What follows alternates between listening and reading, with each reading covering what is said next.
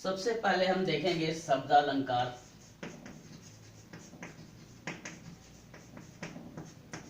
और इसके जो 5 भेद हैं उनमें से पहला भेद है अनुप्रास अलंकार।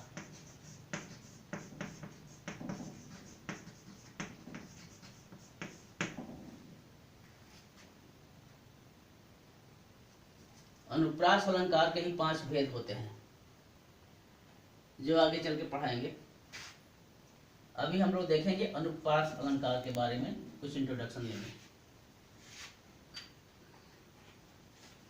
तो अनुप्रास अलंकार जो है वो अलंकार में बहुत ही इम्पोर्टेंट है और ज़्यादातर इसकी चर्चा होती है। अनुप्रास अलंकार की काव्य की शोभा बढ़ाने में इसका बहुत ही महत्व है। तो अनुप्रास अलंकार, अनुप्रास का मतलब होता है आवृत्ति। आवृत्ति का मतलब होता है बार बार आना।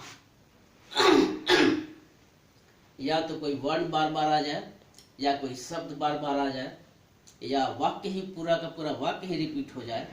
तो इस प्रकार से जो आवृत्ति होती है वो अनुप्रास अलंकार उसे कहते हैं।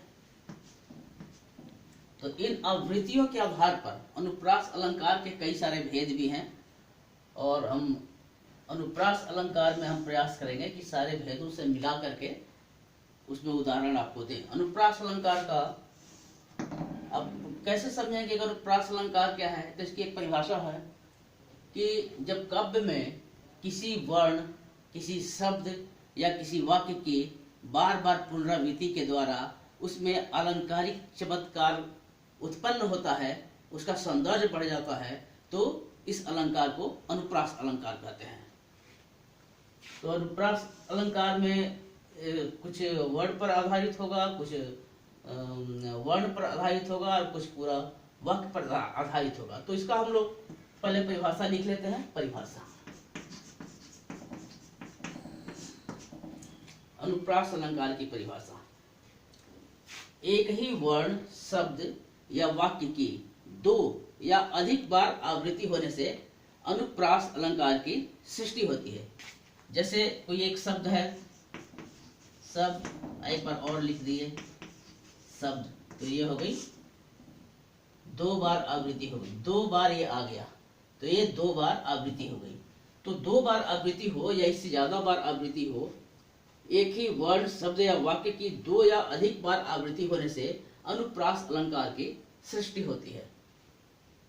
इस परिभाषा को लिख लेंगे।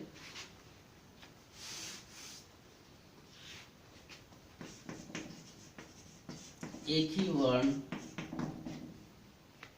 शब्द या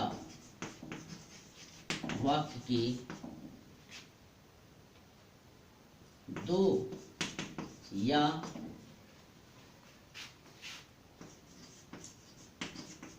अधिक बार आवृत्ति होने से अनुप्रास अलंकार की सृष्टि होती है।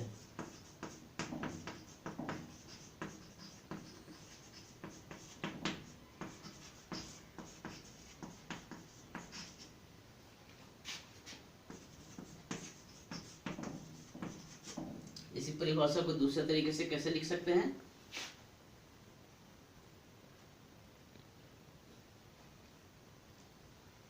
जब काव्य में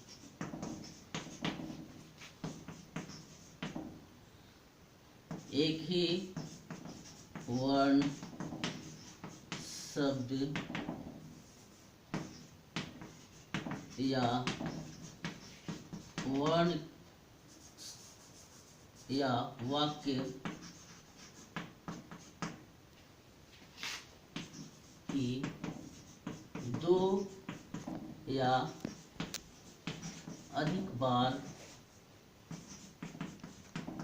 पुनरावृत्ति हो तो उसे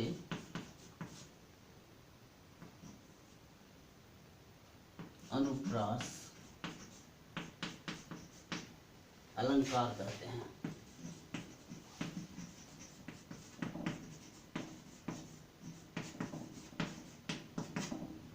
दोनों लिखने का ढंग केवल अलग अलग है और अर्थ वही है, आशय दोनों का वही है। या तो अलंकार की सृष्टि होती है आप लिख सकते हैं, या आप लिख सकते हैं कि होने से उसे अनुप्रास अलंकार कहते हैं।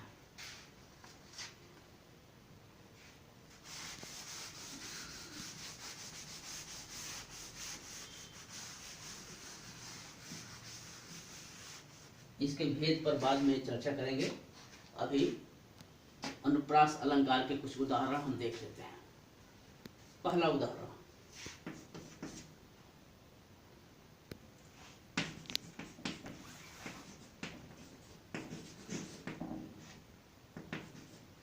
चारु चंद्र की चंचल किरणें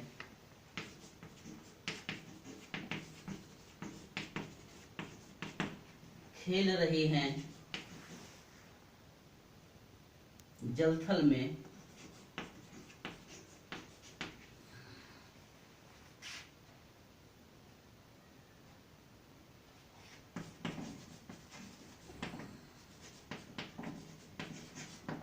स्वच्छ चांदनी बिछी हुई है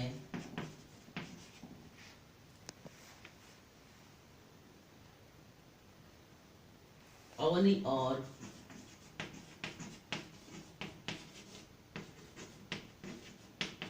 अंबर तल में।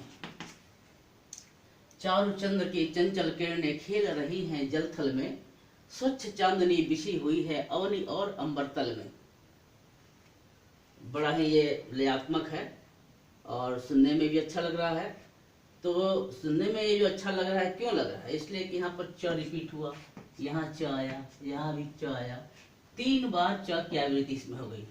चारु चंद्र की चंचल किरणें, तो इस तरह से बोलने में एक प्रवाह आ जाता है, एक लय आ जाता है और कविता अच्छी लगती है।